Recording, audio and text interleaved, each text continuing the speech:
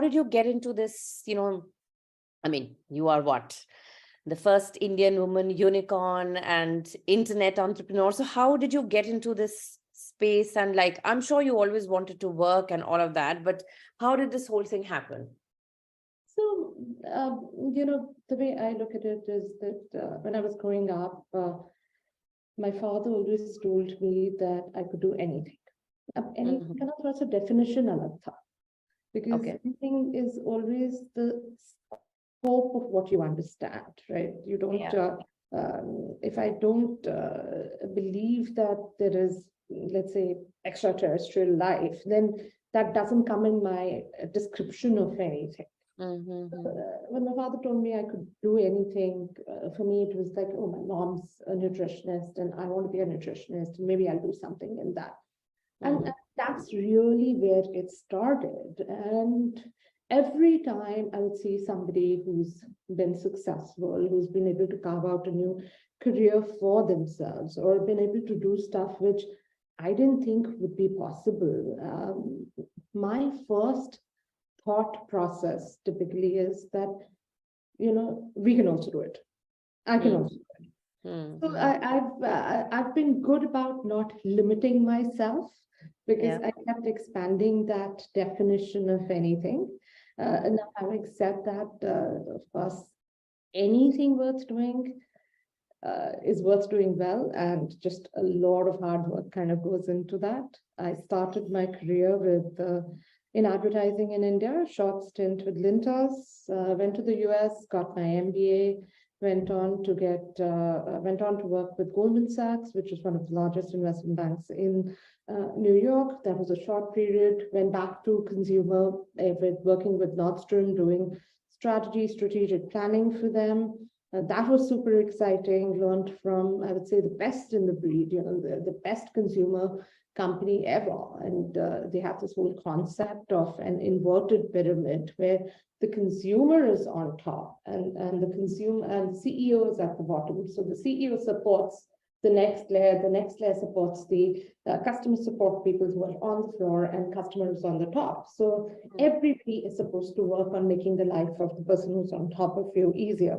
So it was actually a phenomenal learning experience, and got pregnant with my second boy, and had a very tough pregnancy. It was just bedridden for about 6 odd months, and had a friend, and we used to watch a lot of you're sitting in California and watching all of these pictures come out of Bollywood, the images and what is Kangana Ranaut wearing and what is this person wearing. So started blogging on that.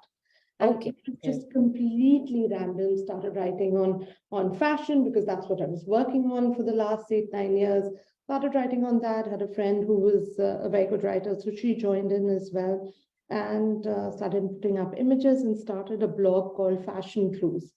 And Okay. that was, in a way, the genesis of where I am today, because we got our first paid client was Malayalam Manorama. They reached out to us and said they wanted to syndicate the content. So I'm on bed and I'm, in and out of hospitals, and I'm just churning out this content on my laptop.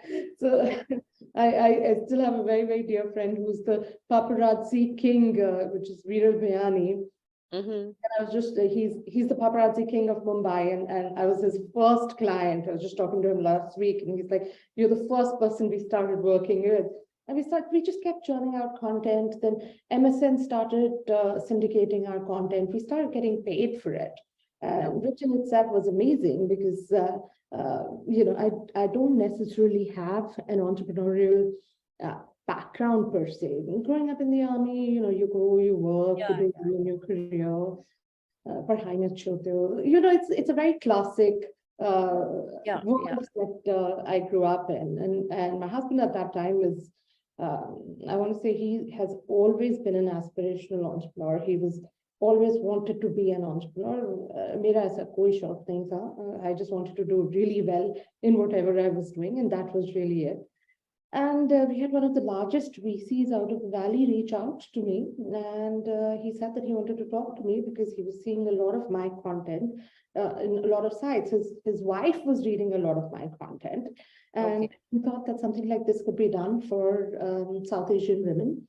And if I was keen on starting a company with the capital he would have to invest. And that's the tail end of my pregnancy at that time. So I said, okay, I need like 4 to 6 months to get the baby out, get him, at least bacha Yeah. and it just turned into one of those things where fashion clues merged into what we called deal clues. We said, okay, let's do something bigger. Then deal clues became shop clues. We all moved to India, and then we started shop clues in 2011. 2011 is when we moved back. Yes, we moved to Gurgaon 2011. Okay.